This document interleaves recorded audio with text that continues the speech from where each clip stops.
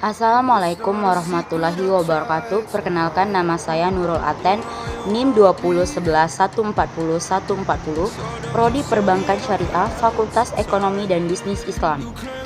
Baiklah, di sini saya akan menyampaikan materi dari dinamika kelompok dengan pembahasan dasar-dasar dinamika kelompok, norma-norma, dan sejarah terbentuknya dinamika kelompok. Oke, untuk selanjutnya terlebih dahulu kita akan membahas tentang pengertian dari dinamika kelompok.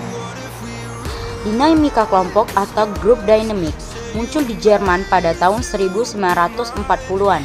Dinamika kelompok adalah suatu penyelidikan tentang hubungan sebab akibat di dalam kelompok, bagaimana kelompok tersebut terbentuk, dan bagaimana suatu kelompok beraksi terhadap kelompok lainnya. Next, untuk pembahasan yang pertama yaitu dasar-dasar dinamika kelompok. Terbagi ke dalam 3 macam. Yang pertama yaitu definisi dinamika. Kata dinamika berasal dari kata dynamic dari Yunani yang artinya kekuatan. Menurut Slamet Santoso, dinamika adalah tingkah laku warga yang satu secara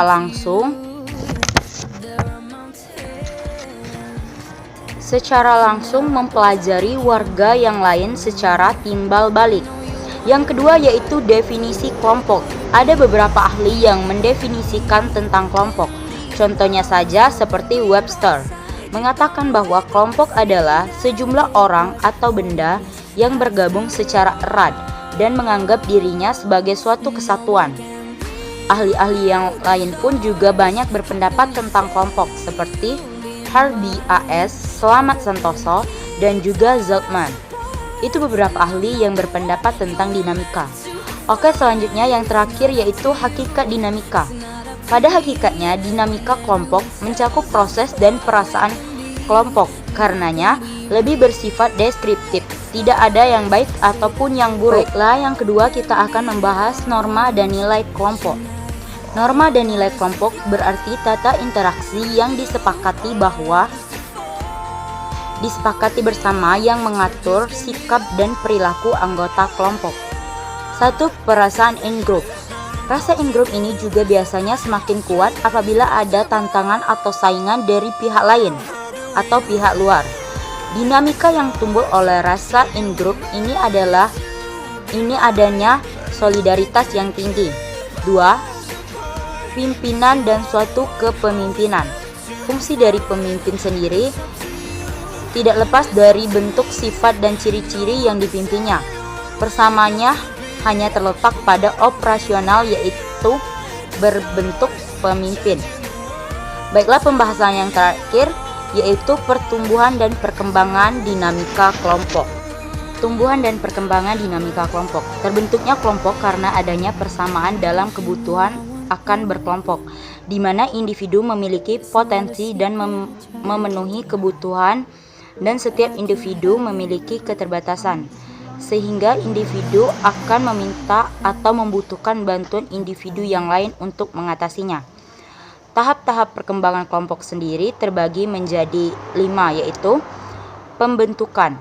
Pembentukan di sini merencanakan, mengumpulkan informasi, dan mendekatkan diri satu sama lain. Yang kedua yaitu keributan atau storming. Pada tahap ini kelompok mulai mengembangkan ide-ide berhubungan dengan tugas yang mereka akan hadapi selanjutnya. Yang ketiga yaitu penormaan atau norming. Pada tahap ini anggota kelompok mulai dapat mempercayai satu sama lain seiring dengan mereka melihat kontribusi penting masing-masing untuk anggota kelompok lainnya. Yang keempat yaitu pelaksanaan atau performing. Kelompok pada tahap ini dapat berfungsi dalam menyelesaikan pekerjaan dan dengan lancar dan efektif tanpa ada konflik yang tidak perlu dan supervisi eksternal. Yang kelima yaitu atau yang terakhir peristirahatan atau adjourning and transforming. Ini adalah tahapan yang terakhir di mana proyek berakhir dan kelompok membubarkan diri.